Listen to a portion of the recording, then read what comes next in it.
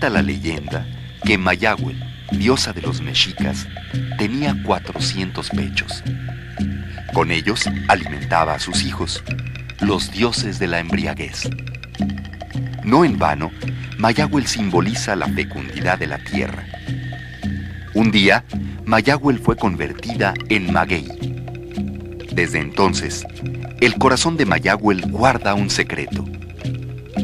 Desde entonces, Mayahuel brinda a los hombres los dones necesarios para sobrevivir. Y sus pencas se despliegan hacia el cielo, como todos los brazos que florecen para un mismo pueblo.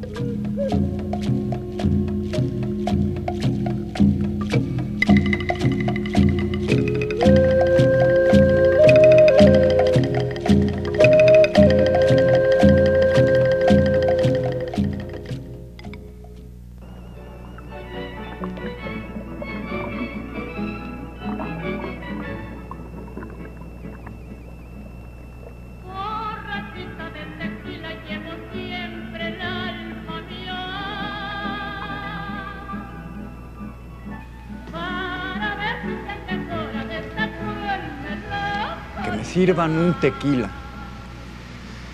¿Quién no ha oído esta frase? O mejor aún, ¿quién no ha sentido en su garganta el cálido sabor que proporciona un trago de esta bebida? En México hay distintos tipos de mezcales, como el de Oaxaca, el de Sonora llamado Bacanora, y en el estado de Jalisco, el de Tonaya, el de Quitupan, el de Apulco o el de Tuxcacuesco. Pero no cabe duda alguna de que el más famoso de todos, tanto de Jalisco como de todo México, es el mezcal llamado de tequila.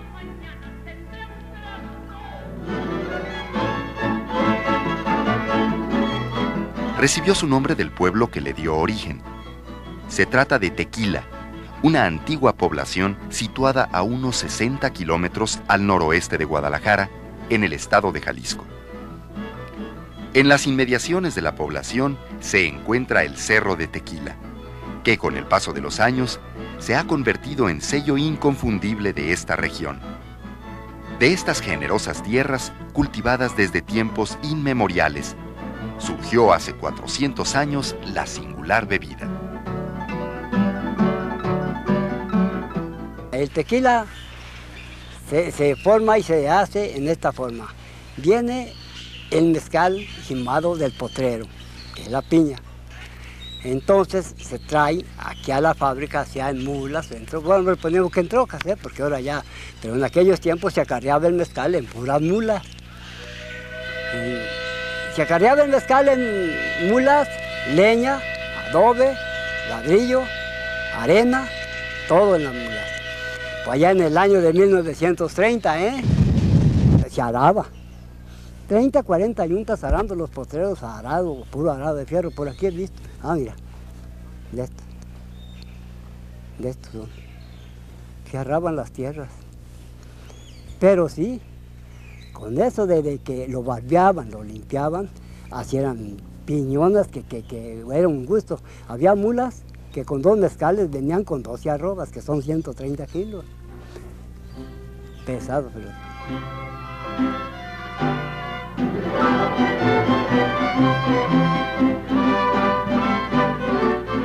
Hoy podemos pedir un tequila en cualquier parte del mundo, pero no siempre ha sido así.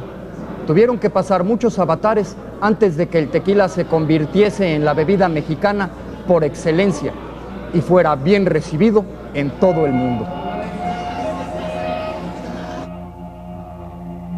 No se sabe con certeza el origen de la palabra tequila. Para algunos estudiosos significa lugar donde se trabaja. Para otros quiere decir lugar de hierbas silvestres. Sus antiguos pobladores utilizaban las hojas del agave o maguey para construir techos, recipientes, agujas, cuerdas y hasta para elaborar papel. Sin embargo, la cabeza del agave era lo que menos se aprovechaba.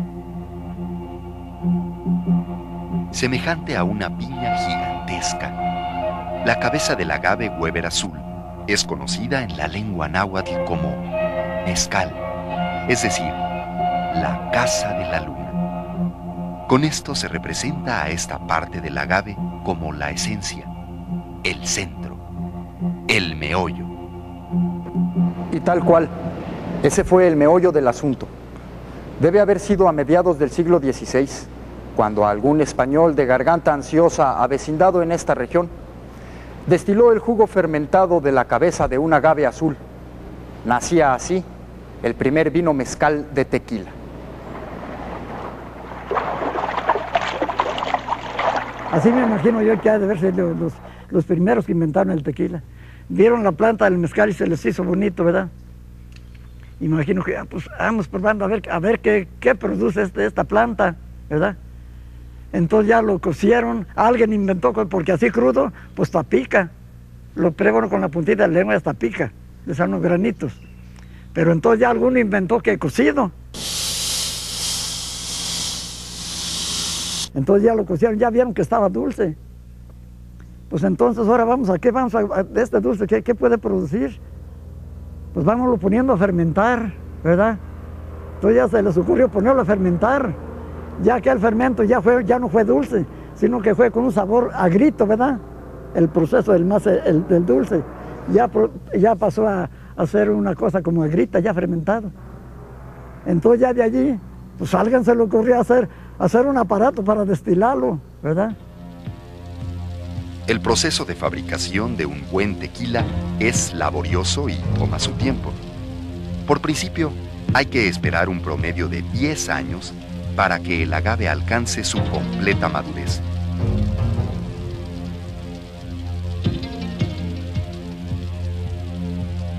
Cuando esto sucede, se procede a la jima, que consiste en deshojar la planta para dejar únicamente la cabeza o corazón del mezcal.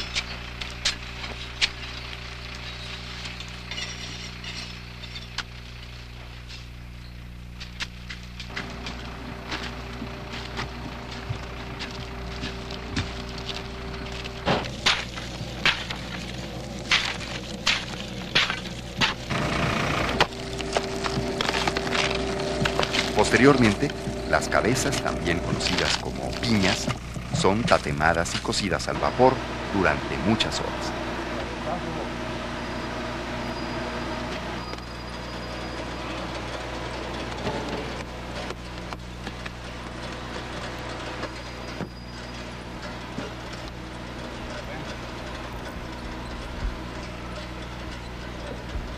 A continuación, se realiza la molienda con maquinaria moderna.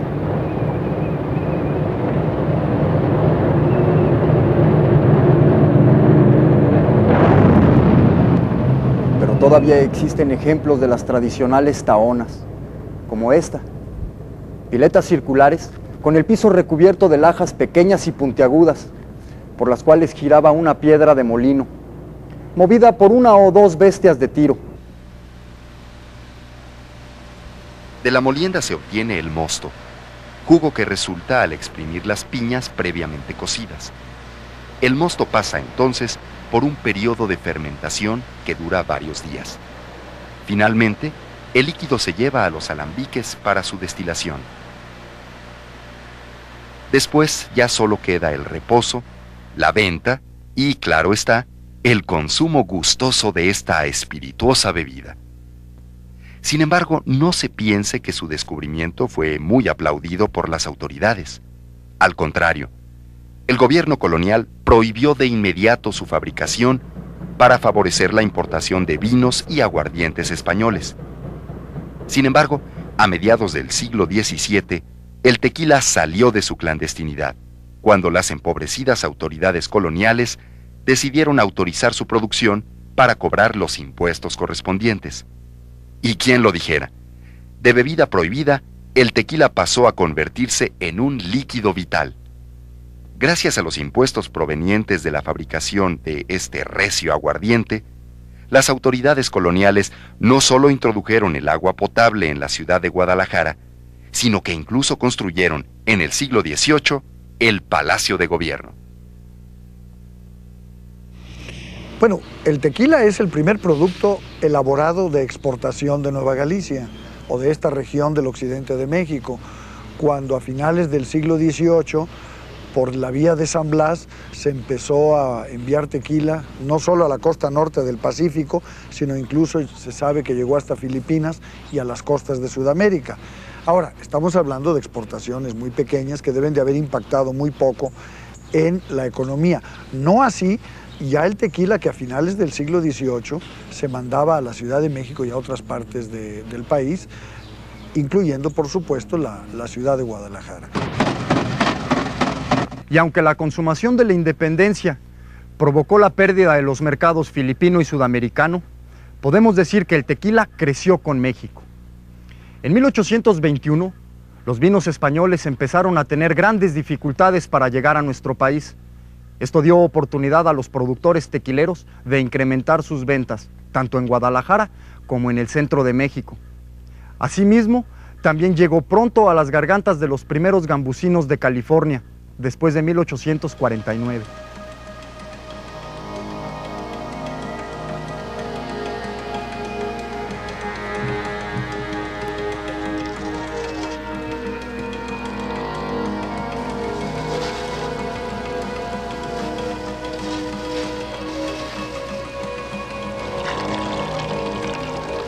Unos años más tarde, la guerra civil entre liberales y conservadores se desataba en México. Los productores tequileros ya desde entonces no fueron ajenos a la política. Por principio de cuentas, apoyaron tanto a liberales como a republicanos. Y con la victoria de estos en 1867, fue precisamente un distinguido fabricante de tequila quien asumió la gubernatura de Jalisco.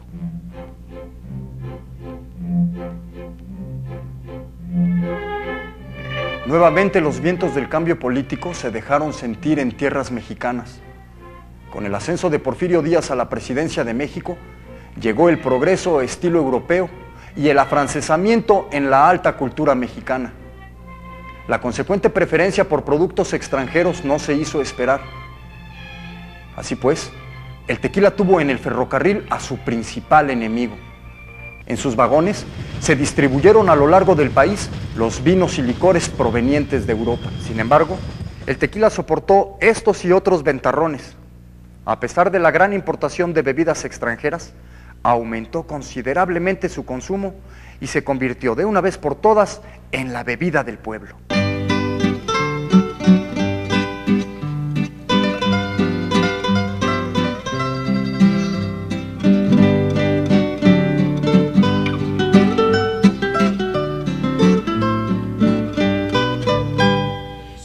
Porque bebo tequila, mañana tomo Jerez. Sí, porque me ves borracho, mañana ya no me ves.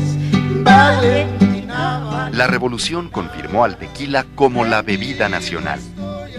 Derrumbada en 1911 la dictadura de Porfirio Díaz, el país entero se volcó en la búsqueda de lo mexicano. Echarse un tequilita derecho se convirtió en algo muy nuestro. Es uno de los tres grandes elementos que conforman, si se quiere, el estereotipo, pero también el símbolo de lo que es el jalisciense y que finalmente se acaba convirtiendo en el símbolo esencial de la nacionalidad mexicana.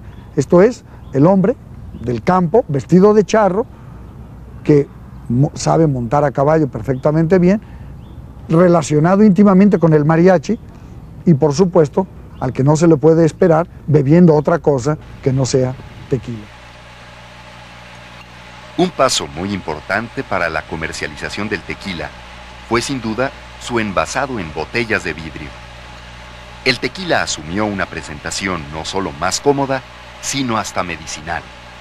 En efecto, hacia 1918 se desató una epidemia de influenza, conocida bajo el nombre de la gripe española. Para combatirla, muchos médicos no dudaron en recomendar a sus pacientes un tratamiento a base de tequila, sal y limón. Y aunque nunca se demostró su eficacia, por lo menos sirvió para tener contentos tanto a enfermos como a fabricantes. Lo cierto es que cada vez más gente se receta este popular tratamiento. Mire, pues es nada más un pretexto. Se pone unos chileros a medios chiles, como dicen, pues ya se borró tantito aquella gripa, pero se pasa aquello, pues la gripa sigue su corriente, sigue su normalidad, y la gripa, pues más bien yo creo que la gripa hasta que sola se quita. Durante la Segunda Guerra Mundial, el aguardiente que venía de Europa dejó de llegar a Estados Unidos. Los productores tequileros aprovecharon esta situación. Las ventas de tequila fueron sorprendentemente altas con nuestros vecinos del norte. Sin embargo, con el fin de la guerra, las ventas no lograron mantenerse y hubo que buscar nuevos mercados como el europeo y recuperar otros como el sudamericano. Desde 1950, varias compañías han producido su tequila con altos niveles de calidad e higiene. Esto se debe, por una parte, a que las empresas han incorporado nuevas tecnologías en sus instalaciones.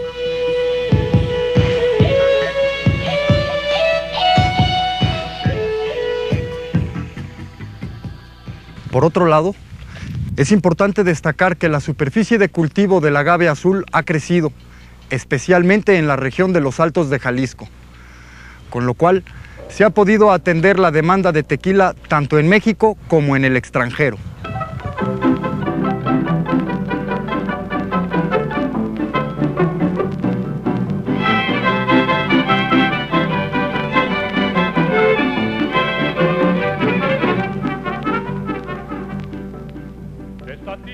Y para quien dude del carácter nacional de este mezcal, basta ver alguna película con Pedro Infante o con el charro cantor Jorge Negrete.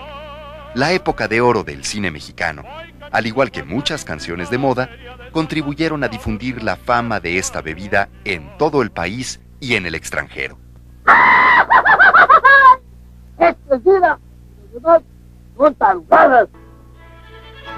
Hoy en día, los campos de agave se han convertido en una parte esencial y dominante del paisaje jalisciense. Son fuente de trabajo para unas 300,000 personas, orgullosas todas ellas de participar en la elaboración de este producto. Jaliscienses satisfechos de ofrecer una bebida cabalmente mexicana al mundo entero: el tequila.